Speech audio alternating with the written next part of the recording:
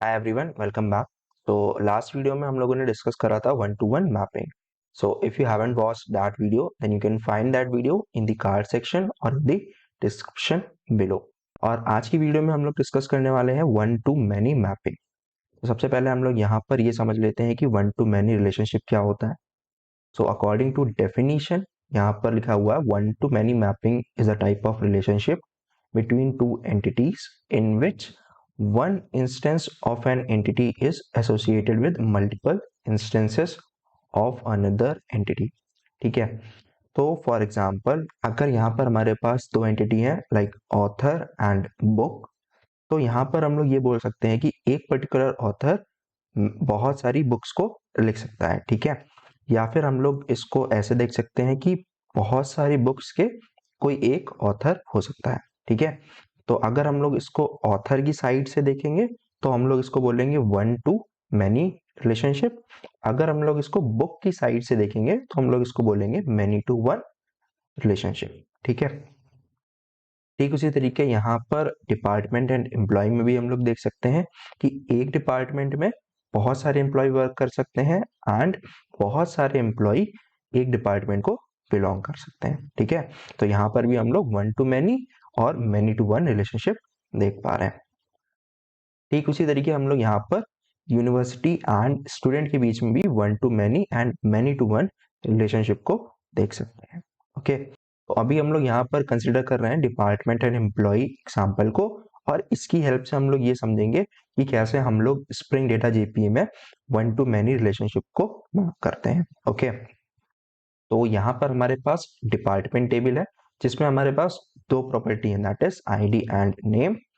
And यहाँ पर employ table है जिसमें हमारे पास तीन प्रॉपर्टी हैं, that is ID, name and foreign की, जो कि डिपार्टमेंट में आईडी कॉलम को रेफर कर रही है। ठीक है, तो यहाँ से हम लोग को ये पता चल रहा है कि जब हम लोग वन टू मैनी रिलेशनशिप बनाते हैं तो उसमें जो हम लोग फॉरेन की को ऐड करते हैं वो हम लोग मैनी वाले साइड पर करते हैं। ठीक है, क्योंकि यहाँ पर one department can have many employees, तो यहाँ पर हम लोगों ने जो फॉरेन की ऐड करी है वो ऐड करी है एम्प्लॉय एंटिटी में। ठीक है, या एम्प्लॉय टेबल में।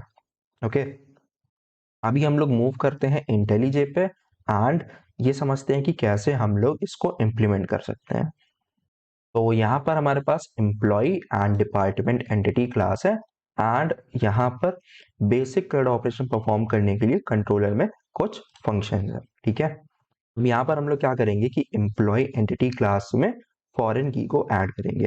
तो जैसा कि हम लोगों ने लास्ट वीडियो में समझा था कि फॉरेन की का डेटा टाइप डिसाइड करने के लिए हम लोग को ये पता होना चाहिए कि जो फॉरेन की है वो किस एंटिटी क्लास को रेफर कर रही है। ठीक है, तो यहाँ पर हम लोग जो फॉरेन की ऐड करने वाले हैं वो रेफर करेगी डिपार्टमेंट एंटिटी क्लास को। तो यहाँ पर हम लोग यूज करेंगे डिपार्टमेंट को एज अ डेटा टाइप। ठीक है, एंड यहाँ पर हम लोग लिखते हैं at join column and name में हम लोग लिखेंगे फॉरेन की डिपार्टमेंट आईडी। ओके, तो अभी हम लोग यहाँ पर इसको एनोटेट करेंगे मैनी टू वन एनोटेशन से। ऐसा हम लोग इसलिए कर रहे हैं क्योंकि हम लोगों ने जस्ट अभी देखा था कि जो एम्प्लॉय साइड है वहां से जो रिलेशनशिप बन रही है वो बन रही है मैनी टू वन की। ठीक है, तो इस वजह से हम लोग यहाँ पर इसको एनोटेट कर रहे हैं मैनी टू वन से।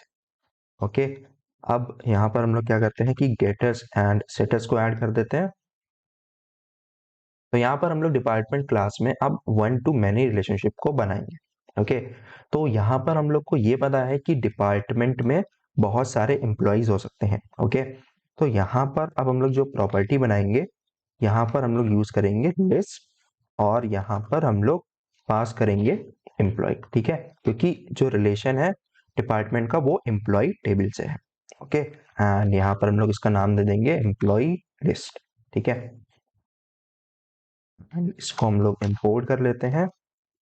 उसके बाद हम लोग इसको एनोटेट करेंगे एट वन टू मैनी से। ठीक है, क्योंकि यहां से जो रिलेशनशिप बन रही है वो बन रही है वन टू मैनी की। तो यहाँ पर हम लोग लिखेंगे मैप बाय एंड इसमें हम लोग यहाँ पर जो हम लोगों ने वेरिएबल यूज करा था फॉरेन की के लिए इसको यहाँ पर इसका नाम कॉपी करेंगे एंड यहाँ पर पेस्ट करेंगे। ठीक है, तो यहाँ पर हम लोग ये बता रहे हैं कि ये जो प्रॉपर्टी है इसको हम लोग अपनी टेबल में नहीं ऐड करना चाहते हैं, यहाँ पर हम लोग इसको सिर्फ यूज करना चाहते हैं एज अ रेफरेंस। ठीक है, और ये जो प्रॉपर्टी है ये रिफर करेगी इस फील्ड को।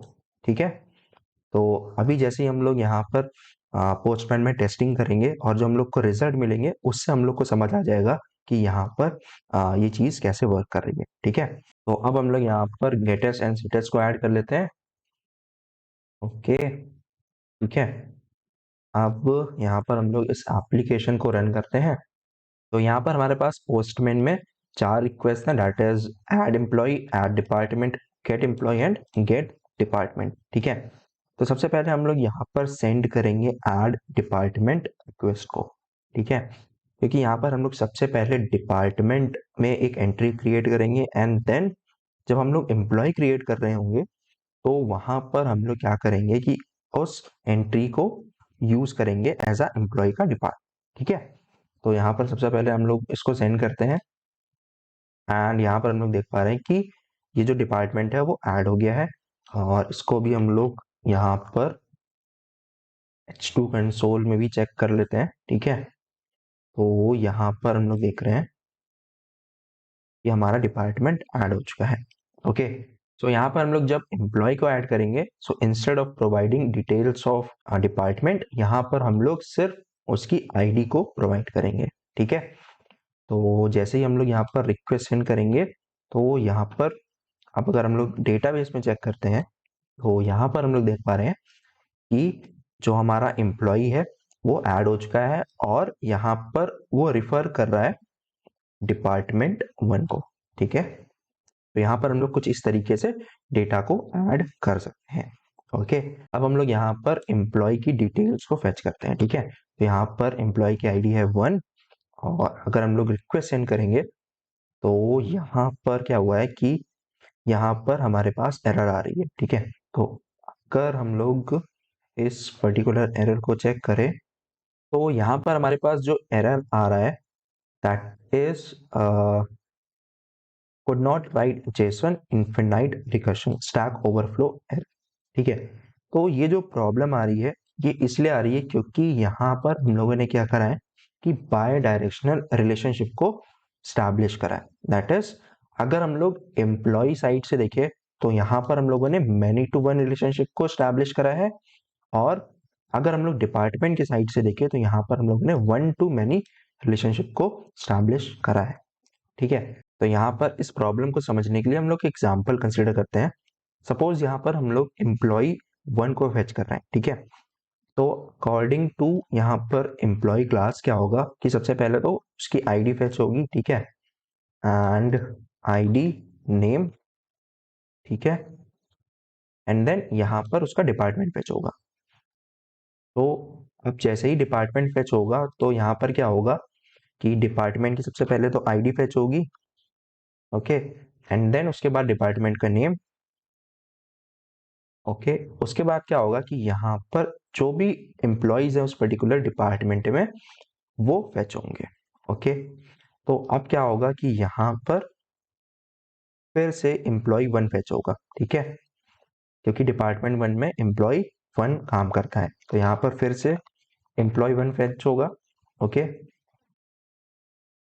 एंड अगेन एम्प्लॉय में क्या होगा कि आईडी एंड नेम फेच होने के बाद डिपार्टमेंट यहाँ पर आएगा तो यहाँ पर फिर से जो एम्प्लॉय 1 है उसका डिपार्टमेंट फेच होगा। ओके, एंड क्या होगा कि ये जो साइकिल है ना, ये इन्फिनाइट टाइम चलती रहेगी। यहाँ पर ये जो साइकिल है ये खत्म नहीं हो रही है। इस वजह से क्या हो रहा है कि यहाँ पर स्टैक ओवरफ्लो का एरर आ रहा है। ठीक है, तो इस एरर को रिजॉल्व करने के लिए यहाँ पर हम लोग 2 और एनोटेशन का यूज करेंगे। ठीक है, तो यहाँ पर हम लोग वन टू मैनी साइड पर लिखेंगे जेसन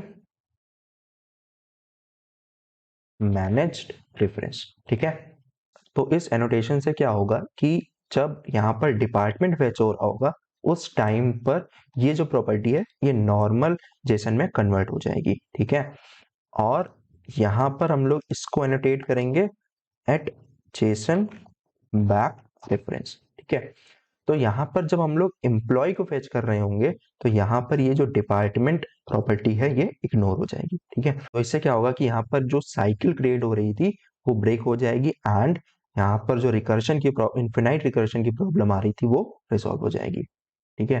तो हम लोग इसको दोबारा से रन करते हैं। तो सबसे पहले हम लोग यहाँ पर ऐड करेंगे डिपार्टमेंट, उसके बाद यहाँ पर हम लोग ऐड करेंगे एम्प्लॉय, ठीक है। तो यहाँ पर हम लोग एक और एम्प्लॉय ऐड कर देते हैं,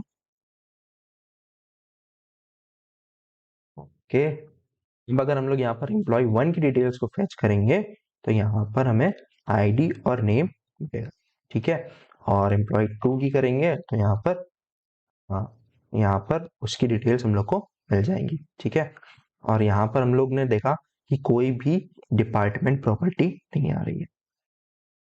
और अब अगर हम लोग यहाँ पर लेट्स से डिपार्टमेंट 1 को फेच करते हैं तो यहाँ पर हम लोग देख पा रहे हैं कि डिपार्टमेंट 1 में यहाँ पर हमें उसका नाम और जो उसमें एम्प्लॉय काम कर रहे हैं उनकी डिटेल्स मिल रही है, ठीक है। तो यहाँ पर हम लोग कुछ इस तरीके से स्टैब्लिश कर सकते हैं 1 to many and many to 1 relationship between 2 entities. So I hope यहाँ पर मैंने इसको अच्छे से एक्सप्लेन करने की कोशिश करी है। So if you like the explanation then do give a thumbs up, and if you have any kind of doubts then you can post them in the comment section and I will be answering them, and don't forget to subscribe this channel.